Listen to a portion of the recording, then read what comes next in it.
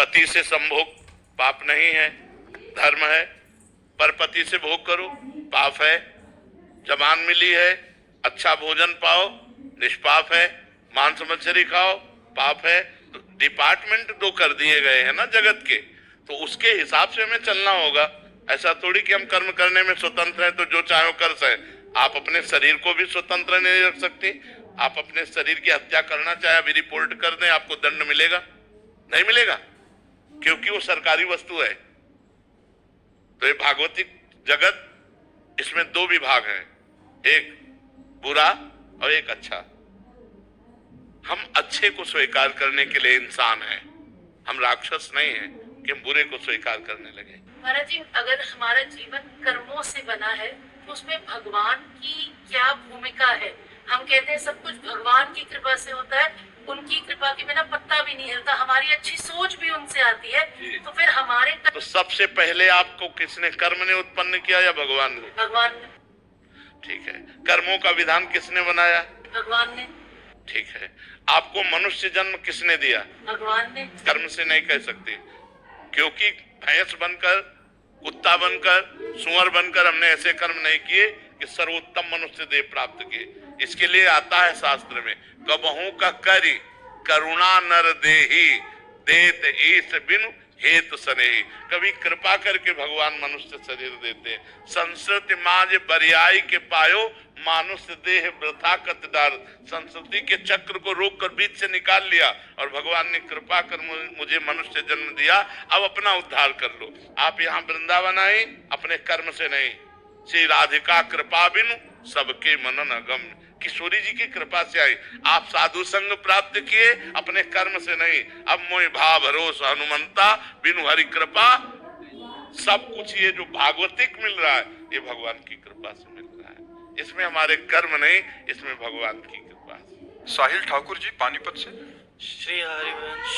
श्री हरिवंश महाराज जी। महाराज जी आपके चरणों में दंडवत प्रणाम। महाराज जी, शरणागत को प्रतिकूलता को कृपा ही समझना चाहिए। महाराज जी, यदि प्रतिकूलता में कृपा है तो उसमें कृपा का अनुभव कैसे करें? जीवन में बहुत प्रतिकूलता आ रही है। पहले भजन करो, नाम जप करो, शास्त्र स्वाध्याय करो, संतों के प्रवचन सुनो, बुद्धि थोड़ा पवित्र हो तब वो समझ पाएगी। प्रतिकूलता में भगवान के सानिध्य का अनुभव होता है यदि हम भजन करते हैं। तो इसीलिए प्रतिकूलता को मंगलमय कहा गया, अपमान को मंगलमय कहा गया कि जो मंगल भवन से जुड़े वो मंगलमय। सम्मानम कल्याति घोर गरलम नीचापमानम सुधा। श्री राधा मुरली धरो भज सखे वृंदावन मात्य। जब प्रिया प्रीतम का भजन होता है तो जिस सम्मान के लिए, अनुकूलता के लिए संसार मारा घूमता है, परमार्थ का पथिक उस सम्मान को विष के समान त्याग देता है, अपमान को गले लगाता है, संपत्ति की तरफ से उदासीन होता है, विपत्ति को गले लगाता है। परमार्थ का पथिक बहुत बलवान होता है। तो अभी नाम रूपी बल, ज्ञान रूपी बल हृदय में जागृत नहीं हुआ तो अज्ञान के कारण शारीरिक मानसिक प्रतिकूलताओं पर व्यथय होकर के हम परेशान हो जाते हैं। लोग डिप्रेशन में चले जाते हैं। जब तक अध्यात्म में नहीं जुड़ोगे, डट के भजन नहीं करोगे, तब तक बात नहीं बनेगी। आज भजन कौन करना चाहता है? सब मनमानी आचरणों में खुशी होना चाहते हैं, मनमानी आचरणों में मस्त होना चाहते हैं। ऐसा कभी नहीं हो सकता। तस्मात् शास्त्रम प्रमाणन्ते कार्याकार्य व्यवस्थित हो। कार्य और अकार्य की व्यवस्था शास्त्र के अनुसार जब हो और खूब भजन हो तो अभी आनंद आ जाए, हृदय शीतल हो जाए, मस्ती आ जाए, जिसे मस्ती कहते हैं। मस्ती, मृत्यु का भी भय खत्म हो जाए। हम आत्म स्वरूप हैं, ब्रह्म स्वरूप हैं, ऐसा अनुभव हो जाए। जब तक शास्त्रों का स्वाध्याय नहीं, संत गुरुजनों की आराधना नहीं, खूब डट के भजन नहीं, तो अध्यात्म के प्रवचन सुन लीजिए भर, लाभ थोड़ी ले पाओगे। उसका लाभ तो तभी लिया जाता है जब खूब डट के भजन, भगवदाकार वृत्ति, ब्रह्माकार वृत्ति, तभी आनंद आता है।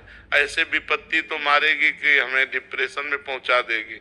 अब एक लड़का है, वो भी जवान, वो भी पधार गया और बहुत वैभव, बहुत संपत्ति। अब पिता क्या सोचता है, क्या करूं, अब हमारा जीना किस काम का? विपत्तियां तो ऐसी ऐसी है कि मतलब उनसे पार होना बहुत कठिन है। लेकिन यदि भगवान का आश्रय है, भगवान का भजन है, तो हर विपत्ति को रौंद कर वो भगवत प्राप्ति कर लेगा। और भगवान का सहारा नहीं तब तो माया रौंद ही देगी। इसे माया को भवसागर कहा गया है। इसमें तैरने वाला मतलब ज्ञानी और नाव में बैठने वाला शरणागत भक्त, दो ही पार हो सकते हैं और कोई नहीं। या तो विशुद्ध ज्ञानी पुरुष जो ब्रह्मबोध संपन्न है वो इस भवसागर को पार कर गया, या विशुद्ध भक्त जो निरंतर भगवान के चिंतन में है वो भवसागर को पार कर गया। नहीं तो बहुत कठिन है, बहुत कठिन है। खूब नाम जप करो, अच्छे आचरण करो, पाप आचरण ना करो तो बुद्धि शुद्ध हो जाए।